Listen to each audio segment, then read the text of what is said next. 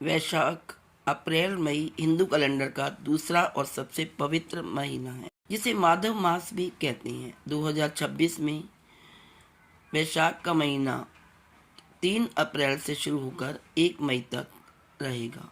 भगवान विष्णु को प्रिय इस माह में दान, स्नान और तप का विशेष महत्व है। यह महीना अक्षय तृतीया, परशुराम जयंती, गंगा जयंती और बुद्ध पूर्णिमा जैसे प्रमुख त्योहारों के साथ सुख, समृद्धि और आध्यात्मिक पुण्य प्रदान करता है।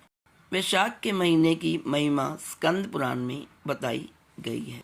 वैशाख महीने की महिमा क्यों है, आइए जानते हैं। वैशाख के महीने में विष्णु और लक्ष्मी जी की पूजा करनी चाहिए। मान्यता है कि इस महीने की गई पूजा से पापों का नाश होता है और विष्णु लक्ष्मी की विशेष कृपा आर्थिक तंगी को भी दूर करती है। अक्षय पुण्य प्राप्त होता है। स्कंद पुराण के अनुसार वैशाख माह में किए गए दान, तप और जप का फल अक्षय होता है। वैशाख के महीने में हमें जल भी दान करना चाहिए।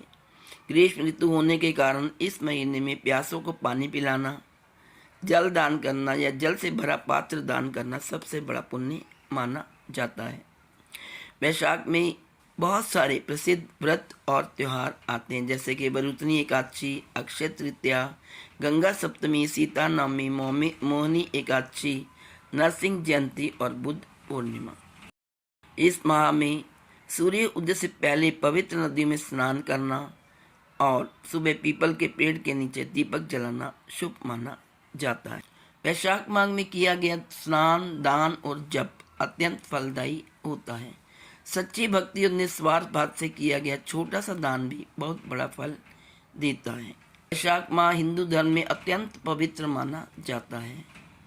आइए सुनते हैं वैशाख मास की एक पवित्र कथा।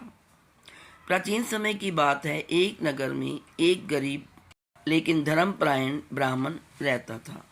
उसके पास धन संपत्ति नहीं थी, लेकिन वह भगवान विष्णु भगवान का बहुत बड़ा भक्त था। वैशाख मास आते ही उसने निश्चय किया कि वह पूरे महीने प्रतिदिन प्रातःकाल नदी में स्नान करेगा, भगवान की पूजा करेगा और अपनी क्षमतानुसार दान करेगा। लेकिन समस्या यह थी कि उसके पास दान देने के लिए कुछ भी नहीं था। तब भी वह रोज सुबह उठकर नदी में स्नान करता, तुलसी के पौधे को जल चढ़ाता और श्री हरि का नाम जपता।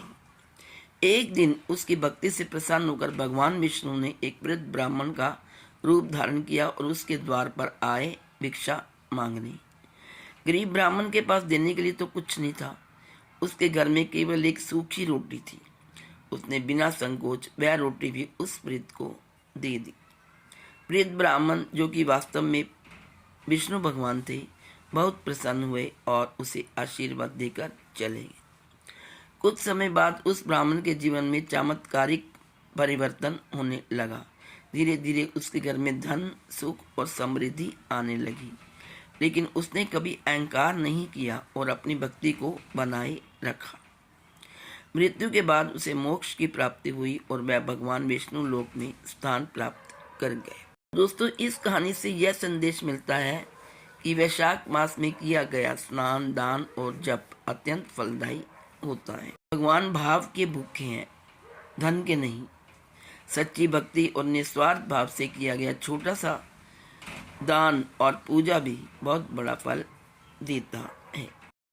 तो आप सबको मेरी तरफ से वैशाख माह तथा उसमें आने वाली सभी पवित्र त्योहारों की हार्दिक शुभकामनाएं। भगवान विष्णु आपके घर में हमेशा सुख समृद्धि बनाए रखे। ओम नमो भगवते वासुदेवाय।